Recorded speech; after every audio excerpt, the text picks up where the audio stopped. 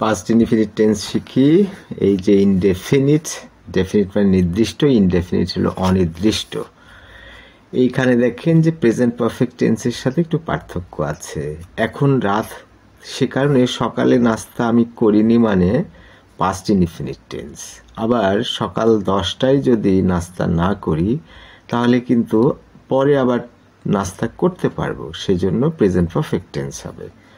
আরেকটা হলো যে এই যে পেইন্টিং শুকিয়ে যায়নি কিন্তু পেইন্টিংয়ের মিস্ত্রি শেষ করে গেছে, তাহলে পেইন্টিং শেষ হয়েছে কিন্তু শুকায়নি, সেক্ষেত্রে প্রেজেন্ট পারফেক্ট টেন্স। কিন্তু যদি পেইন্টিং শেষ হয়েছে আবার শুকিয়ে গেছে, সেক্ষেত্রে past indefinite tense. Past indefinite টেন্সের সাবজেক্ট লিখতে হবে, ভার্বের ইডি হতে পারে। আবার এই যে পাস্ট ফর্ম, ডু থেকে ডিড, এখানে গো থেকে ওয়েন্ট, এখানে বাই থেকে বট, এনজয় থেকে এনজয়েড, এভাবে হবে। তাহলে আমি খেলাম হতে পারে, আমি খেয়েছিলাম হতে পারে, ছিলাম হতে পারে। আবার খেয়েছি প্রেজেন্ট পারফেক্ট টেন্স সাধারণত বেশি হয় 1 ঘন্টা আগে। তাহলে যে সময় উল্লেখ যদি থাকে তাহলে পাস্ট ইনডিফিনিট টেন্স হবে, প্রেজেন্ট পারফেক্ট টেন্স আমরা ব্যবহার করব না। তাহলে আমি খেলাম, আই লিখব, এই যে সাবজেক্ট, তারপরে খাওয়া মানে কি ইট, এখন ইটের সাথে কি আছে, এইট আছে, আবার ইটেন আছে। তাহলে প্রেজেন্ট পারফেক্ট টেন্সে এটা হবে, কিন্তু পাস্ট ইনডিফিনিট টেন্সে এটা হবে, I eight.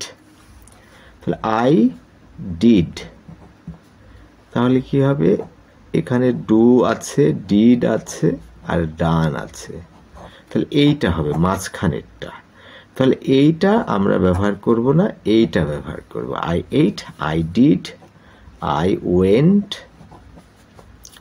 right? They talked. They talked. They came, তার মানে come, তারপরে came, তারপরে come। তাহলে এই মাঝেরটা নিব পাস্ট। এখানে V1 অনেকে বলে, V2 বলে, V3 বলে। তাহলে আমরা এটাও নিব না, এটাও নিব না, এইটা নিব, V2। তাহলে খুবই সহজ, কিন্তু সমস্যাই হলো যে চিনতে পারা কঠিন। তাহলে আমরা ধরি কি যে সে গেছে, এটা আমরা প্রেজেন্ট পারফেক্ট টেন্স বেশি ব্যবহার করি, কিন্তু সে গেছে 10 মিনিট আগে। তার মানে সময় উল্লেখ থাকলে আমরা এখানে পাস্ট ইনডিফিনিট টেন্সই ব্যবহার করব। আর দুইটা পার্থক্য বলেছি, প্রেজেন্ট পারফেক্ট টেন্স হবে কখন, যে সকালের নাস্তা করিনি কিন্তু করার সুযোগ আছে, সময় আছে, সেক্ষেত্রে আমাদের প্রেজেন্ট পারফেক্ট টেন্স হবে। আর যদি সময় না থাকে, এখন যেমন রাত, আমি গত সকালে আমি নাস্তা করিনি, পাস্ট ইনডিফিনিট টেন্স হবে। তাহলে সমস্যা হলে যে ভার্বের ক্ষেত্রে একটা সমস্যা, ব্রিং যদি হয় তাহলে কি হবে, ব্রট হবে, ব্রট, রাইট। আবার এখানে যদি ড্রিঙ্ক হয় তাহলে ড্র্যাঙ্ক হবে। আর ড্রাঙ্ক হলো প্রেজেন্ট পারফেক্ট টেন্সের পাস্ট পার্টিসিপল। এটা আমরা ব্যবহার করব না, এটা ব্যবহার করব না, এটা ব্যবহার করব, এটা ব্যবহার করব না।